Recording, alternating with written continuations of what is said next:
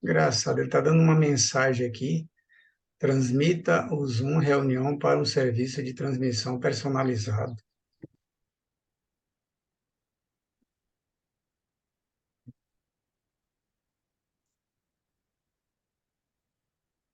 Não está querendo. Deve ter tido um probleminha, Nilson, Hum. no agendamento, na criação do link para. Mas você está gravando aqui, aí depois você passa o vídeo para o José Carlos, aí ele coloca lá no YouTube. Ah, entendi. Está tendo um probleminha aqui mesmo. Tá pedindo para inserir o URL da transmissão. É, aí acho que deu algum errinho na hora de construir o link. Ah, ok. Então vamos fazer isso. Eu vou só gravar, então.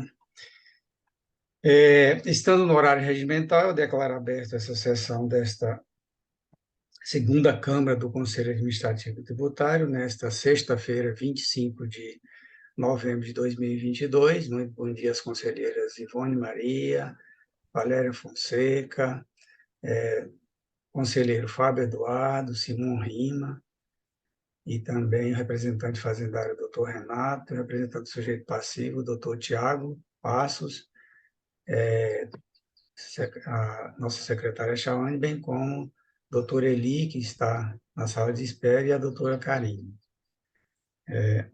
Eu vou, então, anunciar o PAT de número 4012, 1004 41 802, contendo recurso voluntário 2.844 de 2022, e que é recorrente Armazém Gerais Paraíso Limitada, Solidários, Presença Commodities Agrícolas Eireli, sendo relator o conselheiro Simão Rima Costa e Silva, representante do sujeito passivo, doutor Tiago Alves Passos, e representante fazendário, doutor Renato Moraes Lima. Quando estiverem em condições, eu peço o relator que profira seu relatório, por gentileza. Pois não, senhor coordenador, bom dia, conselheiras, Valéria, Ivone, conselheiro Fábio, doutor Renato, doutor Tiago, doutora Karine, doutor Eli, secretária Chauane, bom dia a todos que nos assistem. Eu vou iniciar pela descrição da ocorrência. Após regularmente notificada a prestar informações sobre a origem idônea de 15 transferências eletrônicas, TED, realizadas entre os dias 6 de dezembro de 2019 e 7 de agosto de 2020, que juntas somam R$ 3.067.670, valor esse integralmente creditado em conta bancária da titularidade do contribuinte notificado. Quedou-se inerte em apresentar documentação hábil que demonstrassem a origem lícita dos recursos financeiros creditados em seu favor, circunstância em que a legislação tributária estadual trata como valores decorrentes de operações, prestações tributadas pelo ICMS sem o correspondente registro fiscal, conforme demonstrado na documentação produzida durante o procedimento que antecedeu o presente lançamento de ofício. Devendo o autuado, por tal, recolher ao erário estadual o ICMS correspondente mais combinações legais nos valores e percentuais delineados nos demonstrativos que integram o presente. E aí que informa, né, que o sigilo bancário foi transferido através do procedimento, aí cita aqui o procedimento utilizado. O fundamento aqui da autuação é o artigo 25, parágrafo 1º, inciso 2d, e o artigo 64 do CTE. O artigo 25, parágrafo 2º, 2d, ele dispõe o seguinte: parágrafo 1º, presume-se decorrente de operação ou prestação tributada não registrada o valor apurado em procedimento fiscal correspondente, 2d, a valores creditados em conta de depósito ou de investimento mantido junto à instituição financeira, em relação aos quais o titular da conta, regularmente notificado a prestar informações, não comprove, mediante documentação hábil e idônea, a origem dos recursos utilizados nessas operações financeiras. Aqui no caso, e conforme nota explicativa bem detalhada, apurou-se depósitos em favor da autuada Armazém Paraíso, oriundos da segunda cobrigada Presense, no valor de 3.067.000, né? E, de acordo com a fiscalização, essa depositante, a Presense, ela tem um movimento muito grande de emissão de notas fiscais de grãos, venda de grãos, sem, no entanto, ter estoque suficiente para isso, ou seja, ela não tem a entrada suficiente dessas mercadorias para cobrirem essas vendas. De acordo com a fiscalização, seria uma empresa constituída simplesmente para emissão de notas fiscais para cobertarem tais operações que teriam o intuito de fraudar o fisco estadual. Ou seja, a operação real seria feita pela primeira obrigada, ou seja, é ela quem comercializa efetivamente os grãos, sem emissão de nota fiscal, e essa emissão de nota se daria através dessa empresa, que só existe, em princípio, no papel, para emissão de nota, para gerar crédito para os adquirentes dessas mercadorias, e, naturalmente, ela não recolheria o imposto. Em razão disso, houve até o bloqueio da inscrição estadual da segunda cobrigada, que tentou, em juízo, liberar a inscrição, mas não logrou êxito, né, até então. Então, seria isso. A primeira autuada, obrigada, ela remete efetivamente os grãos. A segunda cobrigada remete às notas fiscais. Em razão disso, é ela quem recebe o pagamento e é ela quem paga para a primeira cobrigada. Então, nos autos está muito bem delineado, né, digamos, o que teria ocorrido e ancorado na legislação estadual a presunção de omissão de saída, né, que seria a presunção do parágrafo 1º do artigo 25 do CTE. Pronto. Então, foram intimados tanto a primeira obrigada quanto a segunda cobrigada. Há uma nota explicativa bem minuciosa, inclusive com infográfico, mostrando a percepção da fiscalização estadual sobre esse tipo de operação, indicando claramente, inclusive, o possível destinatário em outro estado, no estado Tocantins, uma vez que os valores que esse destinatário depositava para a segunda cobrigada coincidem com os valores que foram transferidos posteriormente para a primeira obrigada. Bom, devidamente intimados, compareceu a multa de 100%, prevista aí no 71.4. Devidamente intimados, apenas a primeira obrigada, representada pelo doutor Tiago, compareceu. Num primeiro momento, fez uma defesa um tanto quanto genérica, que apresentaria as explicações e que haveria insegurança na determinação da infração. Decisão de primeiro grau confirmou o auto de infração, né? E os Armazéns Paraíso, a segunda cobrigada, ela não apresentou defesa.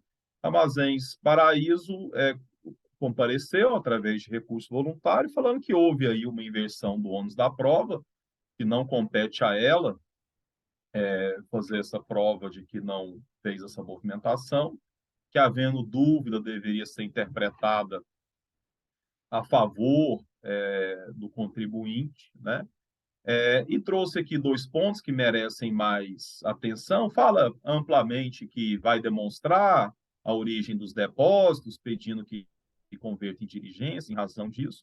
E traz aqui 2 pontos bem específicos, que seria requerendo a aplicação das regras do artigo 25, parágrafo 2º do CTE, que versa sobre a apuração da proporção de mercadorias tributadas, mercadorias isentas e mercadorias, ou operações com mercadorias isentas, operações com mercadorias não tributadas, no 25, parágrafo 2º, e a apuração da alíquota média, prevista no artigo 148.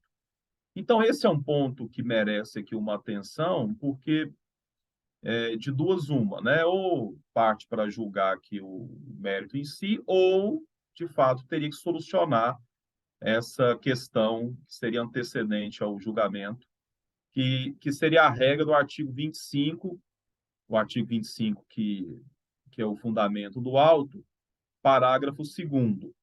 Na hipótese de o contribuinte comercializar também mercadorias isentas ou não tributadas no período fiscalizado, a base de cálculo deve ser obtida por meio da multiplicação do valor apurado em procedimento fiscal pela fração obtida da divisão do valor das entradas tributadas, exceto aquelas sujeitas à substituição tributária, pelas operações posteriores, pelo valor correspondente ao total das entradas de mercadorias destinadas à comercialização e industrialização.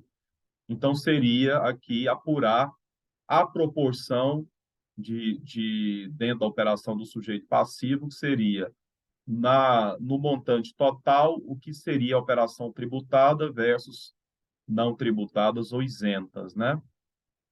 E o outro ponto seria a regra do artigo 148 do CTE, que dispõe especificamente o movimento real tributável realizado pelo sujeito passivo em determinado período pode ser apurado por meio de levantamento fiscal, conforme dispuser o regulamento.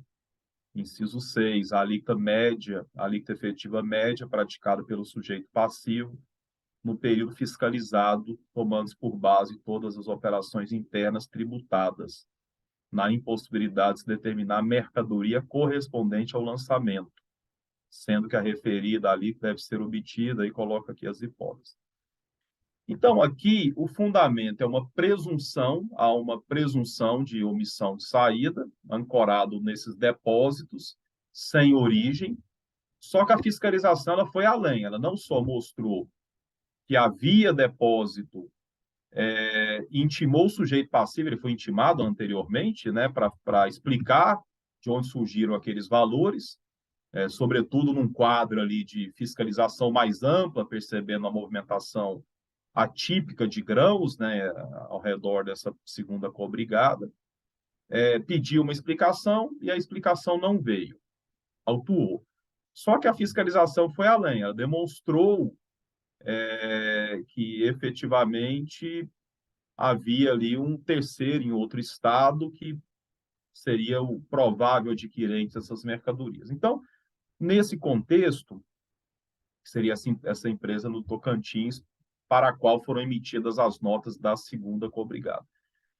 Então, nesse contexto, esse é o relatório que eu coloco aqui para apreciação, manifestação das partes, né, e depois para a conferência. Esse é o caso de converter em diligência, para que se apure tanto a proporção de saídas isentas e não tributadas vis-à-vis com as saídas tributadas, assim como a alíquota média, né? Se seria o caso aqui nessa instância que ainda comporta diligência, de realizar, sem que isso signifique, sempre é importante nós nos atentarmos a isso, inclusive julgamos um processo que veio do Conselho Superior, em que houve uma conversão em diligência, mas isso não pode ser tomado como antecipação de juízo, porque havia uma discussão de qual norma seria aplicável nesse outro processo, e tinha sido convertido em diligência para aplicar determinada regra, mas isso não significava que o corpo, né, o corpo de julgadores teria tomado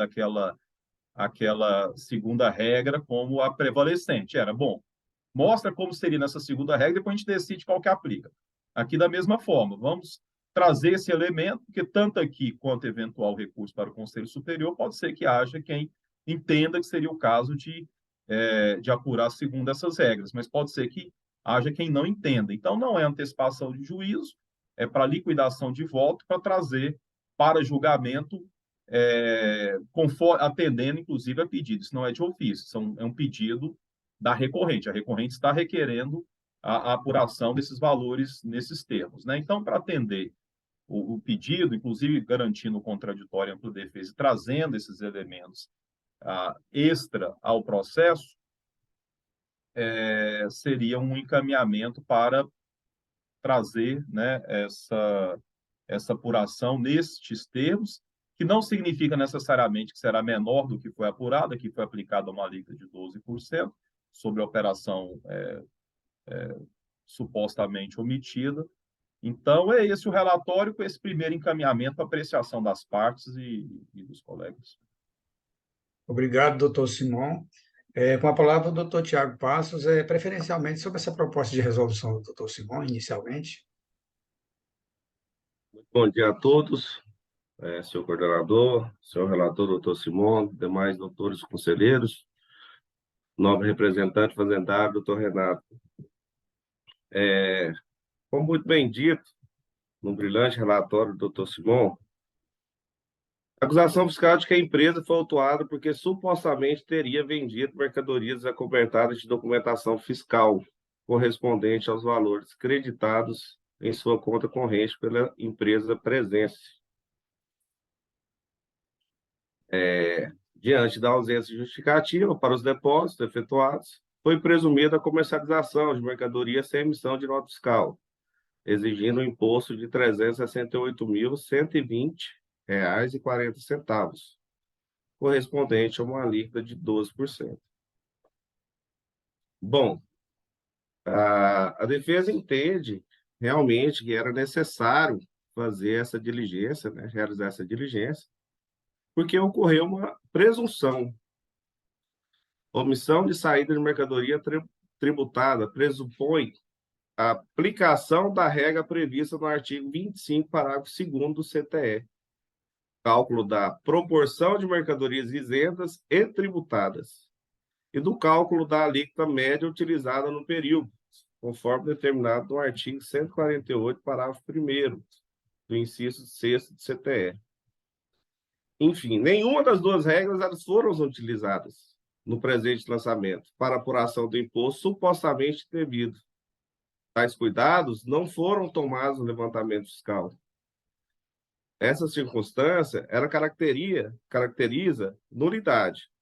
Pois bem, não vamos falar da nulidade, vamos falar da diligência.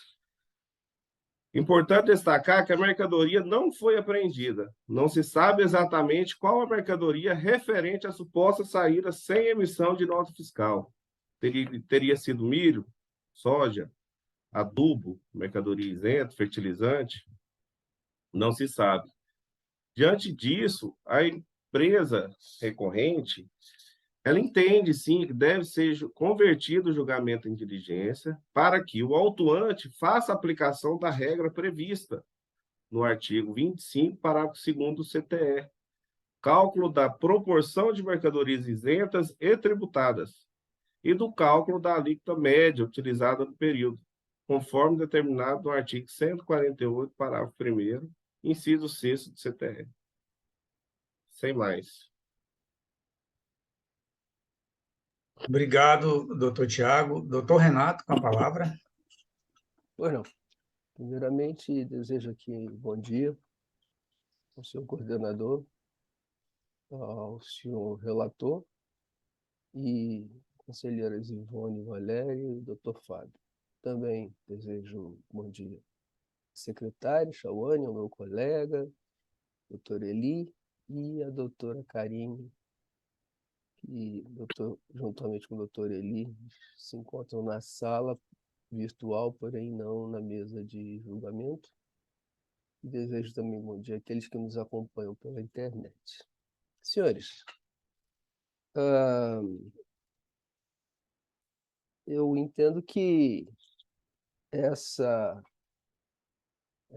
remessa em diligência seja desnecessária, porque, conforme já até relatado, né, conforme consta das notas explicativas, a triangulação foi feita da seguinte forma: uma empresa do Tocantins adquire mercadorias de alíquota 12%, não, com alíquota interestadual de 12%, né, fornecidas pela autuada, que fez essa venda sem registrar a saída, sem emissão de nota, e, para tanto, foi inserida na operação uma empresa que é sabidamente noteira, que já teve até suspensão de suas operações, certo? E tentou judicialmente resgatar a condição de operação normal e não conseguiu, certo? Fornecendo as notas fiscais para que houvesse o crédito, né,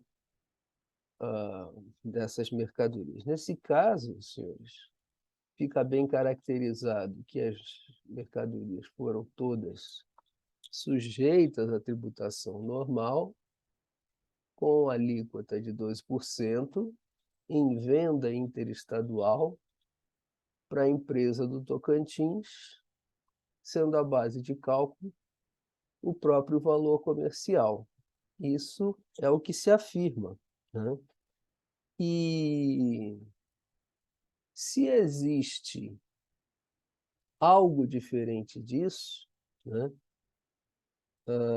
cabe agora à empresa provar que nem tudo foi desse jeito. Então, se é para se remeter em diligência à fiscalização, primeiro tem que ela trazer prova de que nem tudo é como se afirma, né? Porque, salvo o melhor juízo, essa empresa que teve abertura só para vender notas fiscais foi inserida no contexto, aí, na triangulação das negociações, visando com que a empresa autuada não precisasse vender com nota, né? Então, isso por si só já tipifica, inclusive, crime contra a ordem tributária, nos termos da Lei 8.137, artigo 1º, né? Não vejo por que a fiscalização ser chamada a despender sua energia própria em virtude de uma evidenciação no sentido contrário, né? E a empresa só fala que precisa disso, mas não traz nada, absolutamente nada, que comprove que nem tudo era como afirmado pela, pela, pela fiscalização como operação interestadual, né? E se a operação for interestadual, realmente ela vai ser sempre tributada. E, nesses termos, precisa ela, sim, provar que nem tudo foi feito em negociação com essa empresa noteira, né? E que nem teve operações internas, enfim, cabe a ela fazer esse tipo de prova. Então, a energia a ser despendida em seu próprio benefício é dela, certo? O que a fiscalização fez até aqui foi afirmar de forma clara e inequívoca que as operações são interestaduais, que as operações são para o contribuinte de Tocantins, que as operações foram feitas sem nota fiscal, que as operações foram feitas com a intermediação dessa empresa noteira que já se encontra suspensa, que foi aberta com o intuito único de fraudar o Estado. Então, diante desses fatos, a ela cabe provar que não é isso, pelo menos não é isso integralmente, que é só em parte, enfim. Não vejo por que ser remetido à fiscalização. Como aqui é a última instância em que se pode fazer prova, pode-se dar essa chance a ela. Acho difícil que ela vá conseguir provar alguma coisa, mas é mais seguro realmente que se faça essa proposta, mas endereçada a ela, à empresa. É só obrigado. Obrigado, doutor Renato. Doutor Tiago? A empresa ela vende mercadoria tributada e não tributada, né? O que aconteceu aqui foi uma presunção de grãos. Então, diante disso, é claro que o feito tem que ser convertido o julgamento em diligência para que o autuante faça a aplicação da regra prevista. Não se tem a prova. Então, tem que ser feito, sim, a aplicação da regra prevista no artigo 25, parágrafo 2º do CTE, cálculo da proporção de mercadorias isentas e tributadas, e do cálculo da alíquota média utilizada no período, conforme determinado no artigo 148, parágrafo 1º, inciso 6º do CTE. Sem mais, senhores. Obrigado, doutor Tiago. Doutor Renato?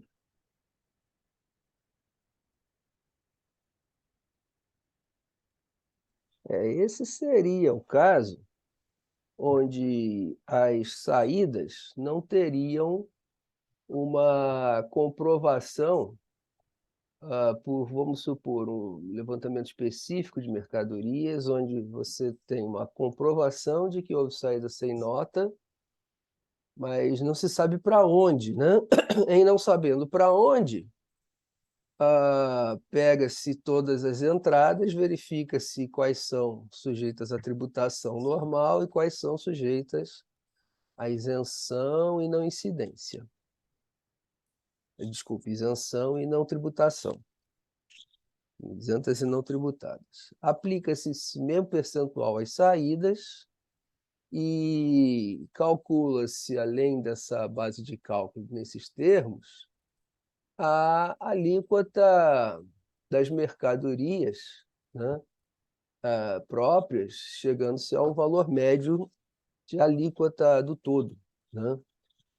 Nesse caso, não. Nesse caso aqui, a gente sabe qual é o destino. O destino foi a tal empresa do Tocantins. Nesse caso, são operações interestaduais. Consequentemente, são todas tributadas com alíquota interestadual de 12%. Então, não é aplicável, quando se tem a certeza do destino, né? Não é aplicável isso. Por quê? Porque esses 3 milhões e pouco aí quando instada a se manifestar, a empresa silenciou, não disse qual a origem desse recurso, são recursos advindos dessa empresa do Tocantins. Então, resta claro que ela foi a compradora das mercadorias. E, nesses termos, para que isso se desconfigure, tem que ela apresentar alguma outra história que justifique esses ingressos de numerário de mais de 3 milhões, e quando a fiscalização, ainda antes da autuação, quando estava no procedimento de auditoria, questionou a ela e ela não respondeu nada, ela silenciou. E quem cala consente. Então, diante disso, a presunção é de que todas essas vendas tenham sido realmente interestadual para essa empresa do Tocantins. E é nesse sentido que eu entendo que agora, se ela acha que é cabível a aplicação da base de cálculo com base nas saídas tributadas, e que não seriam todas elas, né? Tendo que se calcular esse percentual, e se ela afirma que saídas A com alíquota menor do que 12%, ou seja, saídas que seriam com redução de base de cálculo, uma coisa assim, né, seriam internas, naturalmente, cabe a ela provar, né? A única prova que se tem é de pagamento de mais de 3 milhões dessa empresa do Tocantins.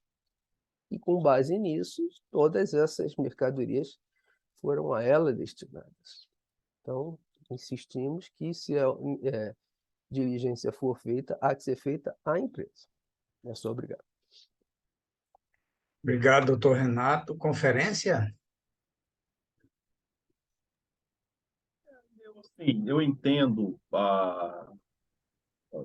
as argumentações das duas partes, né?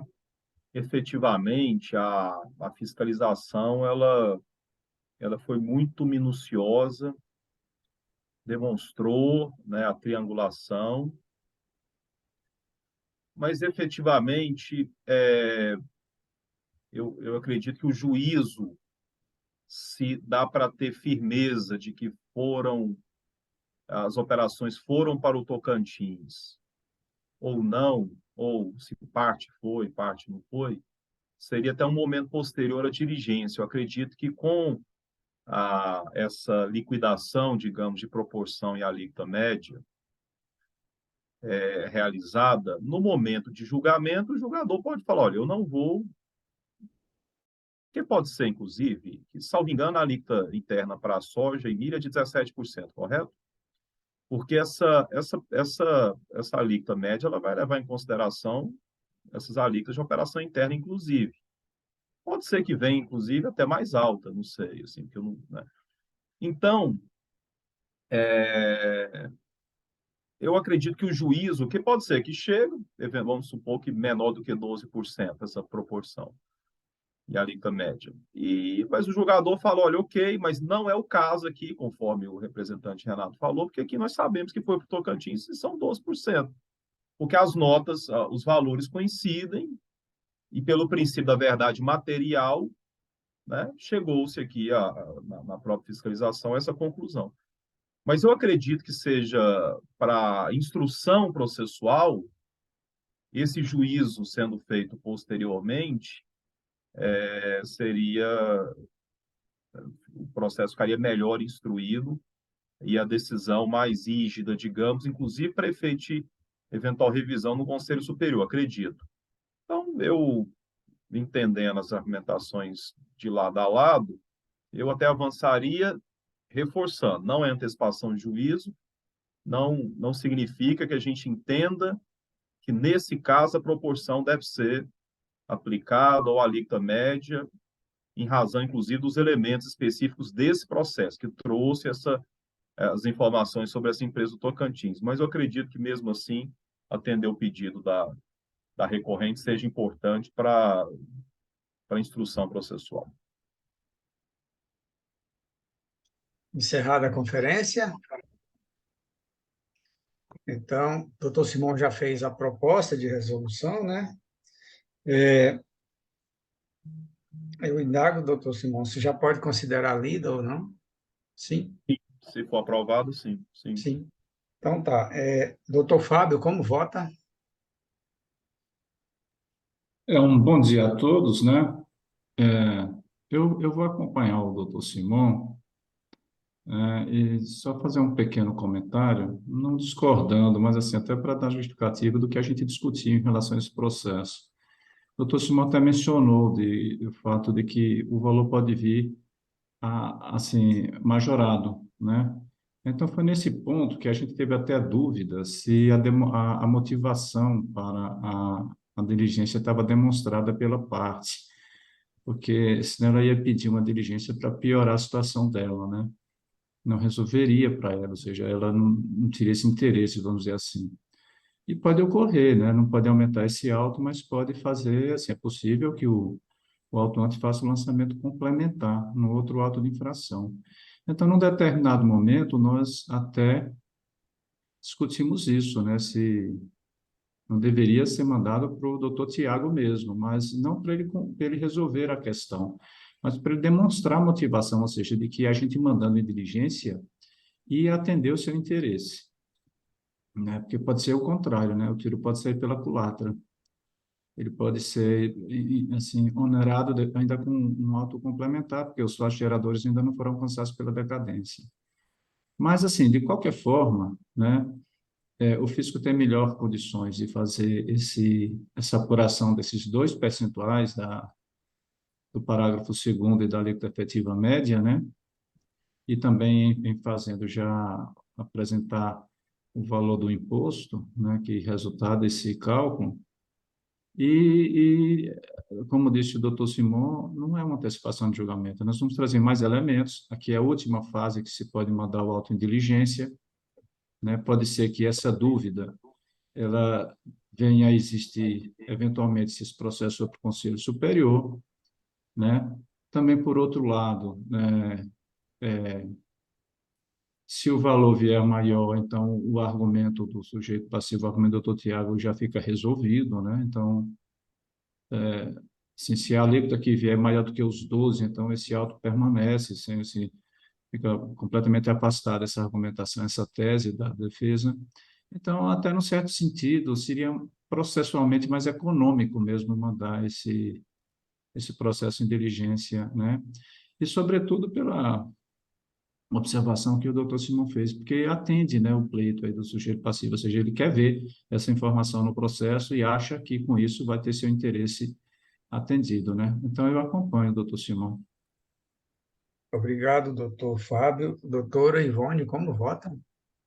Primeiramente, muito bom dia, senhor coordenador, bom dia aos conselheiros, conselheira doutora Valéria Fonseca, representantes das partes, secretária Chauane e todos que nos assistem. Senhor coordenador, eu vou acompanhar o relator. Obrigado, doutora Ivone. Doutora Valéria, como vota?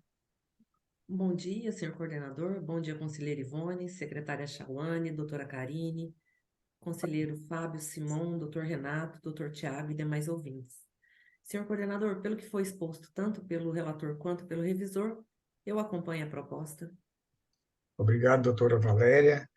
Então, eu passo a anunciar o resultado do julgamento desse processo. A segunda Câmara do Conselho Administrativo Tributário, por unanimidade de votos, resolve converter os autos em diligência nos termos da proposta de resolução apresentada pelo conselheiro Simão Rima Costa e Silva, proposta lida e aprovada nesta sessão. Este é o resultado para o julgamento deste processo. O doutor Renato ainda tem mais processo conosco, né? Tem o item. Tem mais um outro retorno. Mas Exatamente. tem primeiro o processo da doutora Karine, né? Que é da Só pauta. doutora Karine, está nos ouvindo? Então, sim. Doutora Karine, é o seguinte, o seu processo, o relator dele é o doutor Francisco, e ele está Tá. numa outra Câmara agora também relatando outro processo, e Uhum. aí eu vou pedir à senhora para que seja, a gente vai fazer o julgamento de um outro retorno aqui, enquanto isso o doutor Francisco entra na sala para a gente fazer o julgamento do seu, pode ser? Ah, sim, tudo bem, combinado. Então tá, muito obrigado então pela compreensão. Então, muito obrigado, doutor Tiago. Tenha um bom Boa dia. tarde, Doutor Tiago. coordenador, demais Um conselheiros, abraço, até a representantes próxima. fazendários. Tudo de Tudo de bom. Um bom, hein? abraço. Tchau, bom dia. Mas, bom dia. Então, agora eu vou anunciar o outro processo de retorno. É o processo 40 11 70 30 28 186, contendo recurso voluntário 2.883 de 2022, em que é recorrente Citrel Siderúrgica Três Lagoas Limitada, Solidários Goiaço Indústria e Comércio de Ferragem Limitada, sendo relatora a conselheira Valéria Cristina Batista Fonseca, representante do sujeito passivo, doutor Carlos Alberto Sinelli Júnior, ausente, e representante da Fazenda Pública, o doutor Renato Moraes Lima. Quando estiver em condições, eu peço à relatora que profira seu relatório, por gentileza. Obrigada, senhor coordenador. Novamente, eu desejo um bom dia a todos, em especial ao doutor Eli, que não cumprimentei na fala anterior. Senhor coordenador, este processo está em retorno de diligência solicitada pela Terceira Câmara Julgadora, em sessão realizada no dia 17 de maio de 2021, por intermédio da Resolução 102 de 2021, na qual foi solicitada a autoridade fiscal que manifestasse nos autos se o produto constante no demonstrativo instrumental, vergalhão CA 50, considerando que este produto é o único produto autuado que se estava amparado pela não aplicabilidade do regime de substituição tributária pelas operações posteriores, nos termos do artigo 32, parágrafo 6º, anexo 8º do Regulamento do Código Tributário Estadual. E também para que a autoridade fiscal, caso entendesse necessário, que retificasse o levantamento e apresentasse outras informações que julgasse pertinente ao caso, manifestando conclusivamente com o intuito de oferecer auxílio na formação de juízo por parte deste órgão julgador. Assim, a autoridade fiscal, ela cumpriu a diligência, apresentou o relatório diligencial, o qual consta aqui das folhas, a partir das folhas 344 dos autos, 361 do PDF, e manifestou sobre 3 pontos, né? Primeiro, que a empresa destinatária, que é a Goiás Indústria e Comércio de Ferragens Limitada, ela não possuía apenas a atividade de industrial, que apesar de possuir 90% de atividade como indústria, ela também tinha em sua atividade o comércio varejista de ferragem e material de construção. O segundo ponto da sua manifestação foi no sentido que, reiterando, né, que o único produto que seria comercializado seria vergalhão CA 50 em barras de 12 metros. E que a comercialização padrão desse produto seria em barra de 12 metros, conforme a normas brasileira, a NCM 74.80. Então, o que teria variação seria no diâmetro desse produto.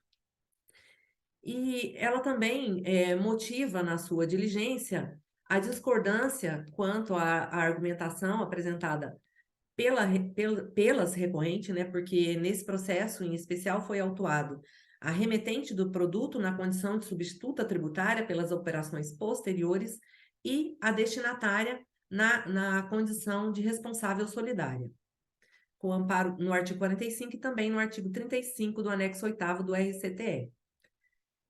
As notas fiscais de aquisição não vieram, né, com o ICMS destacado, com a informação de que essa mercadoria seria destinada à industrialização do destinatário. E a autoridade fiscal, ela conclui na sua diligência que, em cumprimento ao solicitado pela Câmara, após apresentar... desculpa, senhores e senhora. Concluída a revisão dos levantamentos, buscou, isso abro aspas, né, são as palavras da autoridade fiscal. Então, concluída a revisão dos lançamentos, buscou-se assim a verdade material dos fatos, demonstrando que o destinatário ele possui a atividade econômica de comercialização e que ele revende o produto CA 50, sem sofrer qualquer processo de industrialização. Ou seja, que da mesma maneira que foi remetido pelo sujeito passivo principal, esse produto teve saída, da mesma forma. Com isso, as operações com a mercadoria vergalhão CA 50, constante da NCM 7214, não estão amparadas por nenhuma das não aplicabilidades do regime de substituição tributária previstas no parágrafo 6º do artigo 32, anexo 8º do RCTE. Dessa forma, o ICMS-ST, referente a esses produtos, deveria ter sido recolhido antecipadamente pelo sujeito passivo principal, nos termos da legislação vigente, e que caberia ao destinatário, caso essa mercadoria fosse realmente destinada à industrialização, que ele procedesse ao aproveitamento de crédito nos termos do inciso 3 do artigo 45 do anexo 8º do RCTE. Doutora Valéria, só um minutinho. É que houve aqui, o doutor Simão, ele se declarou suspeito nesse processo, e o doutor Francisco acabou de adentrar a sala, eu vou pedir ele para substituir o doutor Simão, por gentileza. Sim, senhor coordenador. Doutor Francisco, eu não sei se o senhor estava ouvindo aí a leitura do relatório da doutora Valéria.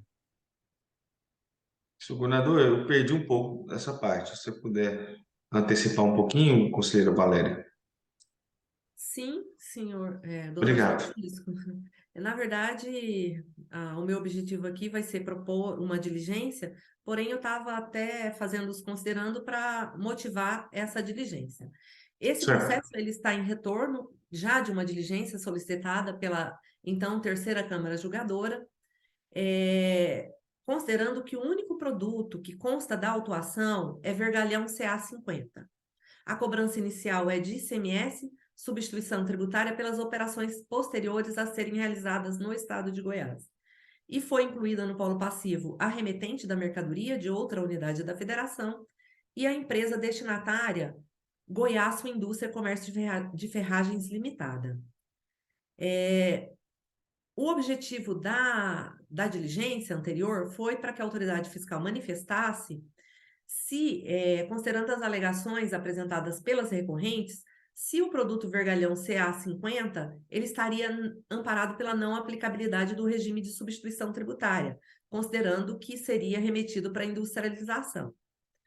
E assim, a autoridade fiscal ela manifestou nos autos em sentido negativo que realmente as mercadorias não seriam destinadas à industrialização e que o contribuinte, da mesma forma que deu entrada na mercadoria, ele teria dado saída, mudando apenas as especificações em que, nas notas fiscais de saída, o produto passou até a unidade medida de tonelada, porém, com os mesmos parâmetros do produto original.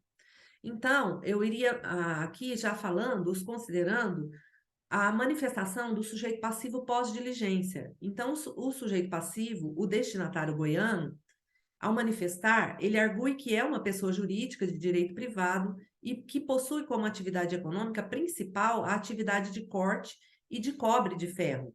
E que, mais uma vez, a autoridade fiscal teria deixado de observar aspectos importantes na regra matriz tributária, como a natureza jurídica da operação do adquirente e o destino da mercadoria. Que as perdas que foram apresentadas nos produtos constantes, nas notas fiscais, ora apresentadas pelo sujeito passivo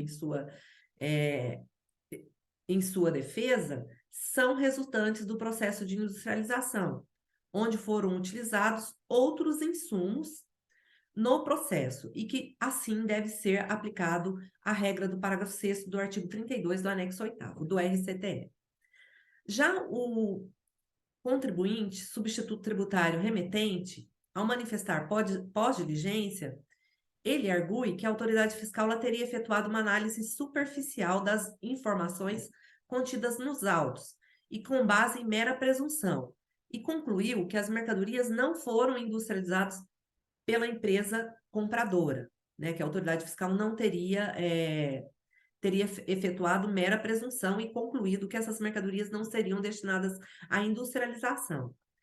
E, na sua defesa, fala que bastava uma simples diligência à fábrica da empresa ou solicitar imagens do processo produtivo, ou das mercadorias produzidas, ou até mesmo imagem das mercadorias antes e pós-industrialização. Além disso, que a autoridade fiscal ela não teria considerado em sua diligência as hipóteses de industrialização prevista no artigo 4, inciso 4 do regulamento do imposto do IPI, e o artigo 5º, inciso 4 do RCTE, que a alteração no acabamento ou apresentação devem ser consideradas hipóteses de industrialização. Então, considerando o que dispõe o artigo 5º do regulamento do Código Tributário Estadual, que considera-se industrialização qualquer processo que modifique a natureza, o funcionamento, o acabamento, a apresentação ou a finalidade do produto, ou aperfeiçoe este produto para consumo, e no RCTE traz, né, elenca, no caso, que deve ser considerado industrialização. Então, considerando que nesse processo administrativo tributário vige o princípio da verdade material, e a verdade ela deve ser extraída dos autos, cabendo às partes trazê-las para dentro do processo. E aqui o que vejo é que, diferente do processo anterior, não estamos diante de uma presunção, né? Aqui estamos diante de uma acusação fiscal de que ocorreu omissão de pagamento do ICMS e substituição tributária pelas operações posteriores, incluídas na lide tanto a remetente do produto na condição de substituta tributária e a destinatária na condição de responsável. E a autoridade fiscal, ela juntou aos autos provas, né, que eu entendo que seriam suficientes para atestar que realmente essa mercadoria teria saído da mesma forma que entrou. Porém, a defesa reitera os seus argumentos aqui e fala que nesse processo ocorreu sim a inclusão de outros insumos e que ocorreu a transformação do produto. Só que isso não se encontra demonstrado nos autos. E considerando também que a autoridade fiscal, ela motiva, né, a permanência da cobrança inicial em documentos fiscais, só que esses próprios documentos fiscais têm uma alteração da descrição do produto, né, e também da unidade de medida. E aí, então, eu entendo que seria necessário, considerando que aqui é a última fase, né, para que as partes tragam os autos, as suas provas, para que cada um de nós, julgadores, possamos fazer a nossa convicção. Então, eu entendo necessária essa remessa em diligência, porque gostaria que a recorrente, né, especialmente a destinatária, que ela juntasse aqui aos autos essa prova, né? Porque diante dessa prova poderá influenciar diretamente na acusação inicial, né? De uma forma direta. Então, seria para a destinatária a Goiás, Indústria, Comércio de Ferragens Limitada. Então, remeteu os autos à gerência de preparo processual para que o seu titular intime o sujeito passivo para que ele junte aos autos as provas de sua alegação de industrialização do produto vergalhão CA50. Para tal, ele deverá juntar aos autos o descritivo do processo de produção. Vou aqui também acatar a própria até sugestão da remetente da mercadoria, né? Que consta até na sua própria defesa. Então, ela explana que poderia a autoridade fiscal solicitar isso. Então, na condição de julgadora, e entendendo a necessidade dessas provas nos autos, para que ela junte, então, além do descritivo do processo de produção, as fotografias do produto, quanto da entrada e também após a industrialização, notas fiscais de aquisição, notas fiscais dos insumos utilizados e as notas fiscais de saída, fazendo, então, uma correlação e demonstrando, né, pontualmente qual foi o processo que ocorreu nesse produto vergalhão CA, que poderíamos, então, considerar como produto industrializado. Senhor coordenador, seria essa a minha proposta.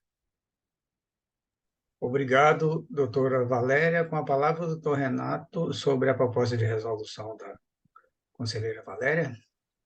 Pois não. Primeiramente, bom dia, doutor Francisco, com quem eu ainda não tinha falado. Senhores, a Fazenda Pública concorda com a proposta da conselheira relatora. Sobre isso, se me permitem, eu queria só, assim, tecer breves comentários. Nós sabemos que os vergalhões de aço são basicamente utilizados em construção civil, né? Ele já é um produto acabado, né? Apto a ser utilizado na construção, né? Para se fazer todo o alicerçamento construção civil, as lajes, etc.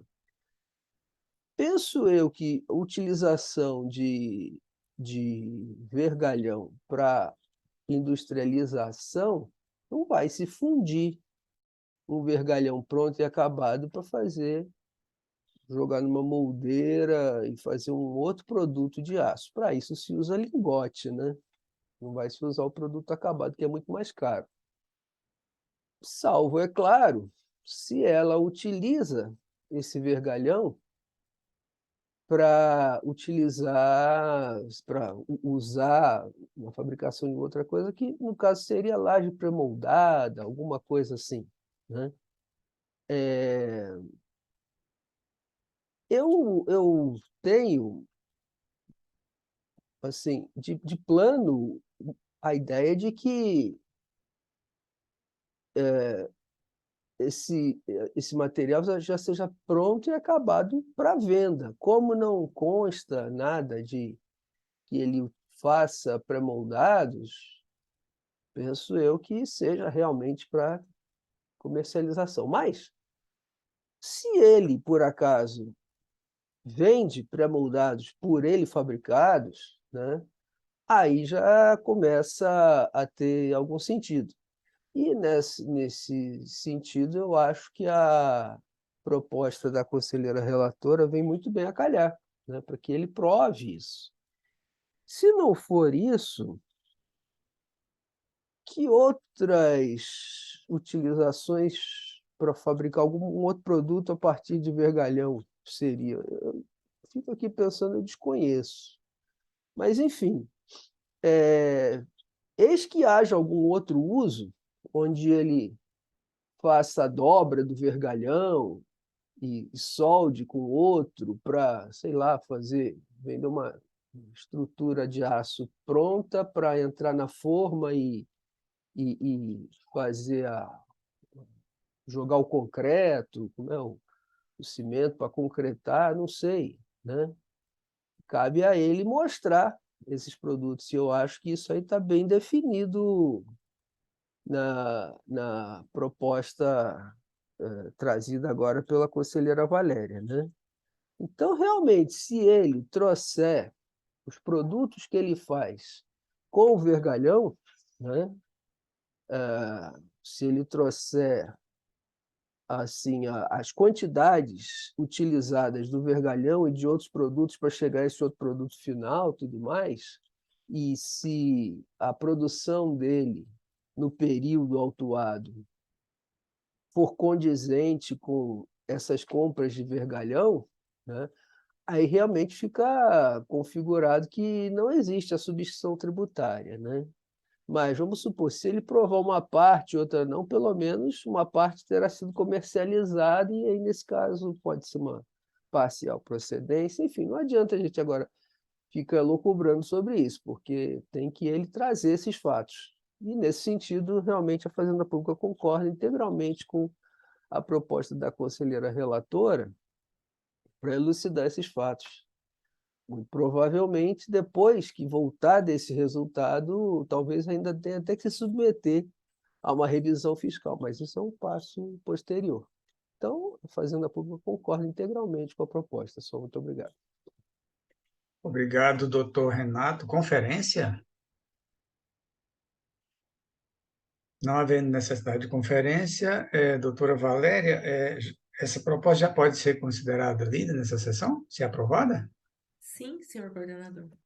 Obrigado, então, doutora Valéria. Então, como esse processo saiu com vista para a doutora Ivone, então, doutora Ivone, como vota? Eu acompanho a relatora, senhor coordenador.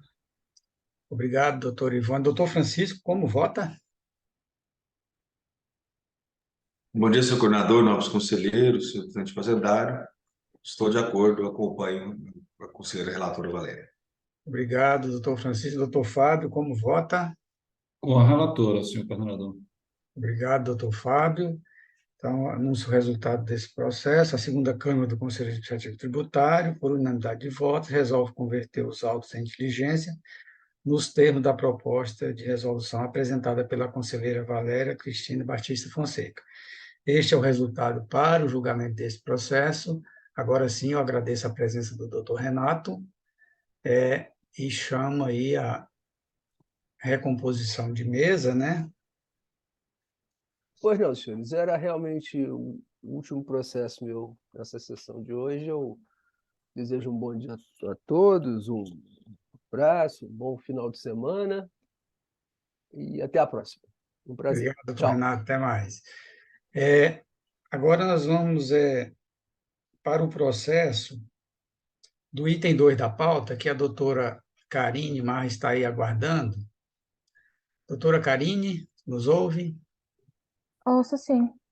Obrigado, doutora Karine. Então, eu vou anunciar agora o PAT número 4011 2039 43 446, contendo recurso voluntário 2.871 de 2022, em que é recorrente STA Distribuidora de Alimentos Limitada, Solidário, José Divino Carlos Feliciano, João Carlos Divino Feliciano, sendo relator o conselheiro Francisco Viana Lopes, em substituição à conselheira Ivone Maria. Representante do sujeito passivo, a doutora Karine Cruz Nogueira Marra, e representante fazendário, doutor Eli José da Silva. Quando estiver em condições, eu peço ao relator que profira seu relatório, por gentileza. Senhor coordenador, uma questão de ordem. Eu gostaria de pedir vista deste processo. Ah, sim, doutora Valéria. Só Pode já ser uma vista, um prazo curto, a depender da disponibilidade do relator e das partes. doutor Francisco, doutor Eli e doutora Karine. Estou vendo a pauta de dezembro aqui. Primeiramente, cumprimento a todos, doutora Valéria, doutor Nilson Castro, doutor Francisco Viana, doutor Fábio Eduardo, doutor Simão, doutora Karine, secretária Chauane, doutora Ivone, e aqueles que estejam assistindo pelo YouTube. Eu estou vendo aqui a pauta de dezembro, eu indicaria a data do dia 12, doutora Dia Valéria. 12? Sim, Deixa eu ver aqui. se for conveniente para o doutor Francisco e para a doutora Karine. Bom Estou dia de a acordo. todos, sim, de acordo. Também pode ser. Pode ser dia 12? Pode ser. Apesar de que a gente vai ter pauta complementar no dia 12, mas como todos os dias em dezembro a gente está tendo pauta complementar mesmo, acho que poderia ficar então para o dia 12, né? Só consultando aí a nossa secretária Chauane, nós não temos nenhum retorno para essa data, não, né? Não, senhor coordenador, só 2 processos na pauta.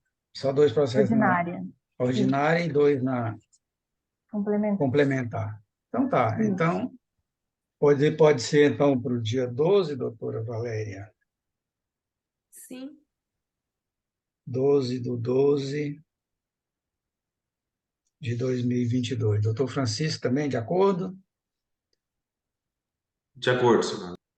Ok, então, doutor Francisco. Então, esse processo sai com vista para a conselheira Valéria Cristina para o dia 12/12 de 2022. Esse é o resultado para o julgamento desse processo. Eu agradeço a presença da doutora Karine e passo a anunciar agora o item 1 da pauta. Muito obrigada, tenham todos um bom dia. Bom dia, doutora Karine. Então, é o PAT 4011 60 28 88 473, contendo recurso ex officio involuntário, número 2.870 de 2022, em que são recorrentes Fazenda Pública Estadual e Francisco Nogueira Santana Sobrinho, Solidário Nicolina das Graças Aparecida e Silva, sendo o relator o conselheiro Fábio Eduardo Bezerra Lemos e Carvalho, representante do sujeito passivo não tem, e representante fazendário, o doutor Eli José da Silva. Quando estiver em condições, eu peço ao relator que profira seu relatório, por gentileza. Pois não, senhor coordenador. Neste processo, o fiscal acusa o produtor rural Francisco Nogueira Santana Sobrinho de ter emitido as guias de transporte animal junto à Agrodefesa, e aqui, na verdade, foi uma guia apenas, e não emitiu a nota fiscal correspondente à operação, né? e, em face desse cotejo, acusou de ter dado saída interna de gado sem a emissão de nota fiscal. Cobrou um imposto no valor de R$ 1.486,73 e a multa prevista no artigo 71, inciso 12A. É uma multa bem maior do que o valor do imposto. Os fatos geradores aqui são de 2012, então trata aqui do cotejo de GTA com as notas fiscais, menciona que as saídas foram internas. Então, senhor coordenador, eu peço até licença para não continuar no relatório, porque parece que os fatos já indicam aqui que essa é uma questão que pode se adequar à hipótese de remissão da Lei 21.410, né, de 2022. Então, eu queria propor aqui, para a aprovação dos conselheiros, né, da aplicação dessa lei, e o que implicaria, então, na remissão do crédito tributário e, consequentemente, na improcedência do lançamento. Doutor Eli, com a palavra. Pois bem, senhor coordenador, obrigado pela oportunidade. Relatório sucinto, mas bem explícito quanto à matéria, GTA, a matéria bastante discutida, votada, julgada e apreciada por este Conselho, tanto nas fases camerais quanto no seu Conselho Superior. Realmente, analisando o processo aqui, ele se enquadra nas disposições da Lei 21.410, de 18 de maio de 2022, com o que a Fazenda concorda. Observe, entretanto, observe que em relação a esse mesmo produtor, já houve apreciação nessa Câmara de 4 outros processos, o final 856.10, 586.02, 851.05, 832.42, nos quais foi também acolhida a extinção do crédito tributário, nos termos da Lei 21.410, de 18 de maio de 2022. Tendo ocorrido naqueles processos, salvo engano, apenas uma divergência da conselheira doutora Valéria Cristina Batista Fonseca, a qual, diferentemente dos demais conselheiros, aplicou a remissão da lei em questão, sem, entretanto, adentrar na questão meritória, situação com a qual coaduna nessa limitação fazendária, conquanto que os demais conselheiros julgaram pela improcedência do lançamento com respaldo na lei. Tende essa limitação fazendária, semelhantemente à posição já externada em outros processos pela conselheira doutora Valéria, que, abstraindo-se da remissão concedida pela lei em relevo, o auto de infração a priori seria procedente.